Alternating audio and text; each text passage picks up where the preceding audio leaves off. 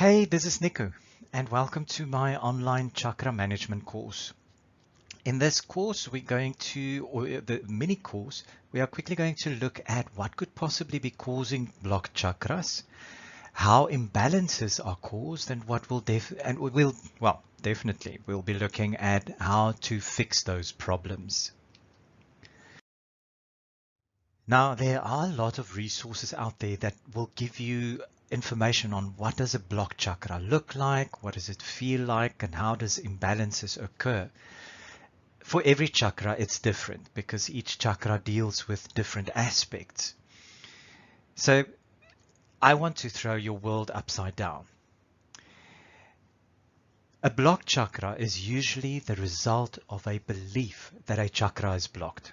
Somewhere a so-called expert or psychic told you that your chakra is blocked or unbalanced. Words have power and can cause something into being by creating a belief. Also, your own focus on a particular chakra for a specific purpose, for instance, focusing on the third eye to become more psychic, actually creates more of an imbalance with the other chakras, since you focus all your energy into one particular chakra. Most of you already know what a chakra is, but just for everybody's sake, I'm quickly just going to go through what chakras are. Chakras are spinning vortices of light, of energy. Energy can be anything and is everything. Sound is energy, light is energy, movement is energy. Your body is energy. Energy makes up everything in the known universe. Nothing is solid. Now, to understand how chakras operate, think of a river that flows freely. But along the banks of the river, and sometimes in the middle of the stream, you get rocks and obstructions. There may be currents in the river, and they all cause spinning vortices like maelstroms. Your body and its energy system has a flow of energy that mainly flows in through the top of the head and out the soles of the feet. And at the same time, you have a flow of energy coming in through the soles of the feet and travels all the way up along the spine to exit at the crown. It is this simultaneous flow of energy that creates vortices along the spine, which we refer to as the chakras. And there you can see the chakras as they sit on the spine. I'm sure that you understand that each vortex of energy, each chakra, relates to a certain aspect of your being. For instance, the base chakra concerns itself with material, financial, and family matters, while the throat chakra is about our expression, speaking our truth. For a moment, I would like to invite you to pretend that you are scooping your hand into your body, physically and literally do the action, taking the chakra, for instance the solar plexus chakra, and take it out and hold it in your hand. For a moment, I'd like you to extend your other hand towards it, gently and carefully. Can you feel its circumference? Can you feel its energy? Can you feel its vibration? How does it feel? And maybe you can close your eyes and for a moment connect with the chakra in your hand. Maybe you can see it, or you can hear it vibrate. Or maybe you can taste something. Become aware of the sensations when you connect with this chakra. And now I'd like you to place the chakra back and just note how it feels where that chakra sits. Generally, the chakras are aligned down the spine, from the crown of the head down to the base of the spine at the perineum, where the base chakra sits. These are your physical chakras, and we work we work with 7 main chakras, the traditional chakra system, although each chakra also has sub-chakras and minor chakras. Also note that each organ has its own chakras, sub and minor chakras. There are chakras on the palms of your hands, the tips of your fingers, as well as on the soles of your feet and the tips of your toes. To effectively balance your system, we will only be working with the 7 main chakras in the physical body, or as I like to refer to them, the traditional chakra system. For now. But later on, when you are ready, I invite you to make a study of the transpersonal and the subpersonal chakras. Transpersonal are the chakras that are above the head, and subpersonal are the chakras below the feet. I personally work with 12 plus 1 chakras. But that amount of information becomes very intimidating when you are just starting out with your journey through the chakras. It is a lot of information to try and digest. So keep it simple for now. And once you have worked with and understand the 7 chakra or the 7 physical chakras as best as you can, only then would I suggest you move on to expand your knowledge and experience to the ascension chakras. Why is it important to manage the chakras? Sometimes we go through experiences that may cause one or more chakras to become unbalanced and maybe, as we perceive it, as blocked. We have been taught that a chakra can become blocked. I believe it is more a question of a chakra's influence at a particular time in your life that makes it more or less prevalent than at other times. You may be going through a financial slump, yet your creativity is flowing.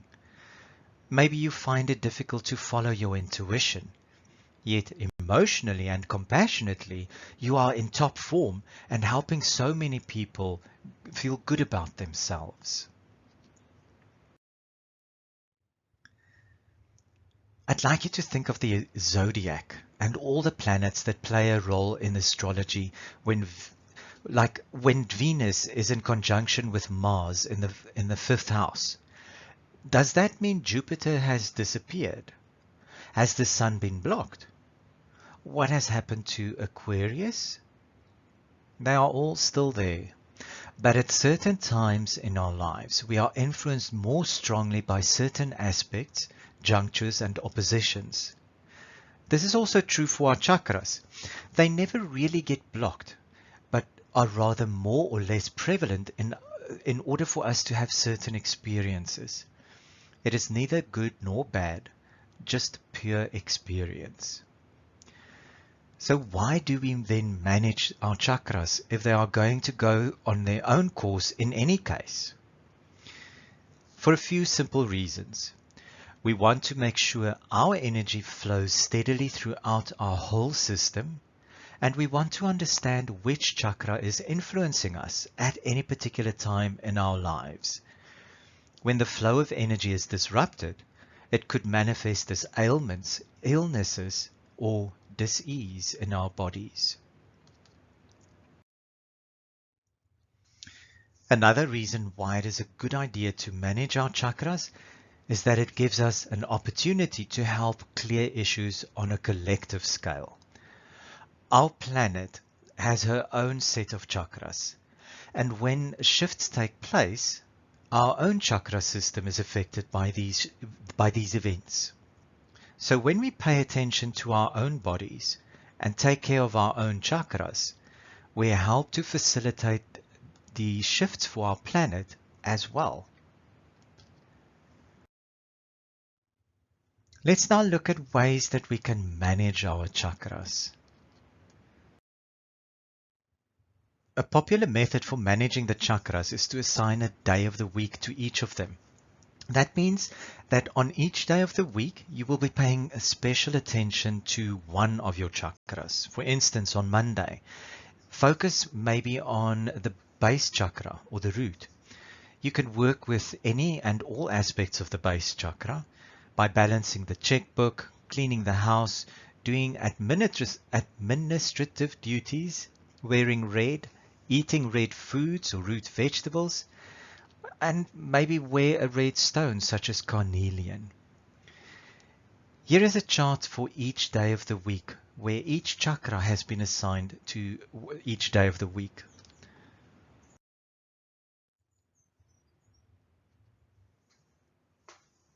You'll see that Monday, like I said in the previous slide, has been assigned to the root chakra. So you will be paying your bills, maybe doing some grocery shopping, and address any of your worries. Because the root chakra deals with our family, money, security, all those kind of things. You can wear red and you can use the affirmation, I am secure. On Tuesday, you can maybe wear orange and work with the sacral chakra. The affirmation that you can use is, I am creative. Then do something arty, something creative. Play an instrument, brainstorm a new idea, anything to do with that. On Wednesday, you can focus on your solar plexus. Here you can wear yellow and use the affirmation, I am empowered. Venture somewhere new. Switch off the GPS and go for a drive just using maps or maybe your intuition. Nourish yourself in some way. Assess your personal boundaries. On Thursday, we work with the heart chakra and use the affirmation, I share love. Share hugs freely. Go on a date with your partner and do acts of kindness everywhere. On Friday, you can wear blue for the throat chakra and use the affirmation, I am expressive. Write down something that you would like to remember, or maybe just write in general. Speak your truth. Sing in the shower. Use words to resolve conflict. On Saturday, you can wear indigo. Use the affirmation, I am perceptive, and learn something new. Focus on stuff that works with the brain. Focus on your intuition as well and share your knowledge.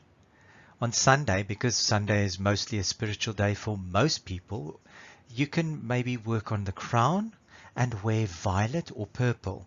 Use the affirmation, I am open. Just be, gather and play with your friends or family and spend some time in nature.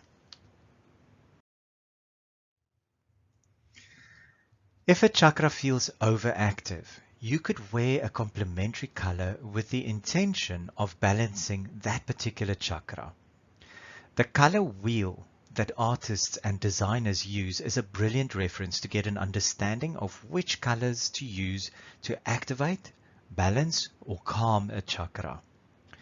For red, you would use green, like you can see on the color wheel on your screen at the moment.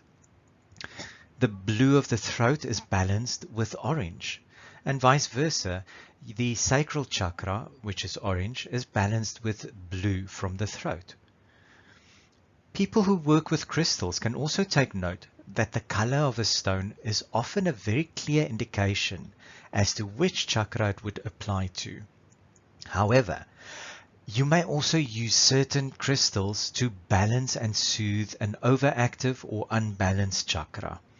Again, refer to the color wheel for a basic understanding of how to do this. When working with your chakras, whether it is on a day-to-day basis or in general, it is good to know a few ways by which you can interact with your chakras. Meditation is one of the most important ways to connect, interact, and work with your chakras. I always teach my students that the basis of all your spiritual practices is in meditation. Don't overdo it. Don't sit and meditate all day, every day, but just 10-15 minutes a day should be sufficient. Find a meditation that you enjoy that will help you work through your chakras, either all at once or one chakra at a time. If you cannot find a guided meditation to help you, devise one of your own. It is okay to write it on a piece of paper. first and then read it aloud to yourself. Or if you have a voice recorder on your cell phone, you can record it and play it back to yourself with headphones.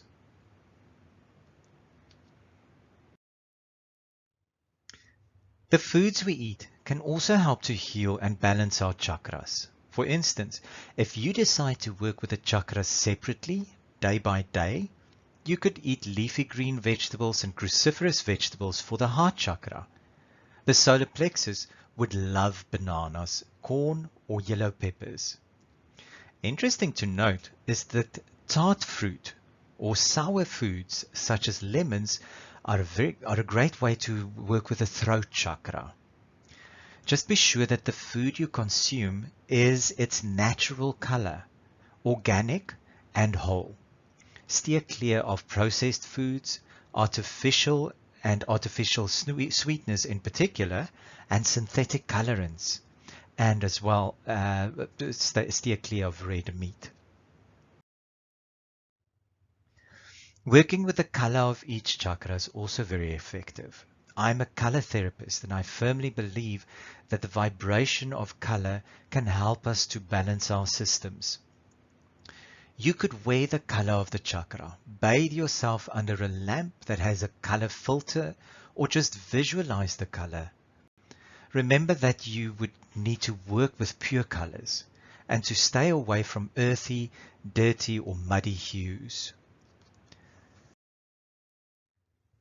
Crystals are another way to balance the chakras. It is best to work with one stone and one chakra at a time, rather than to wear all the 7 chakra stones at once, as this could jumble the energy and muddle the energies. I like to use the analogy of painting.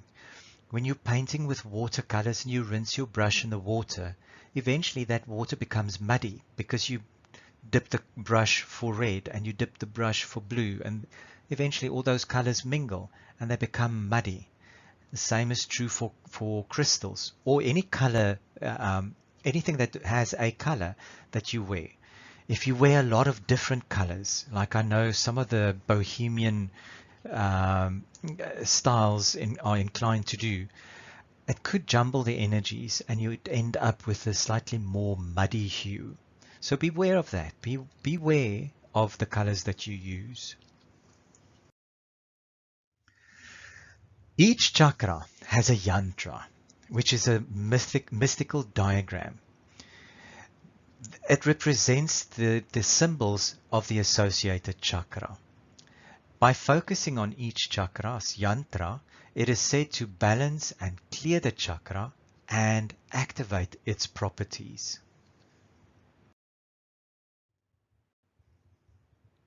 Mantras are sounds that carry the vibration of the chakra. By chanting the mantra for the heart, you will clear, open, and balance this chakra. The same goes for all the mantras associated with each chakra. Certain mudras may also help with working with the chakras. There are said to be 108 mudras, of which quite a few are hand mudras. Mudras are positions of the body that have some kind of influence on the energies of the body or your mood. Mostly the hands and fingers are held in some position, but the whole body may be part of the mudra as well. Yoga asanas, when combined with proper breathing or pranayama, will also help to balance the chakras. I would suggest asking a yoga instructor or a yogi for some guidance and inspiration on using yoga asanas. Another way you can balance each and every chakra quickly is to create a string of beads or knots for yourself. Each knot or bead will represent a chakra. It helps, of course, if each knot or bead is in the same color as the chakra that it represents. Now, every morning when you do your meditation, take your chakra ladder and count off each chakra, saying something like, I open, activate, and balance this chakra. Or, my chakra is open, active, and balanced. You can name each chakra as you say the affirmation and maybe connect to its color as well. It is as simple as that. Using any of these methods will help you balance your chakras either day by day or daily. When you apply either of these two methods, I guarantee you will never have a blocked or unbalanced chakra ever again.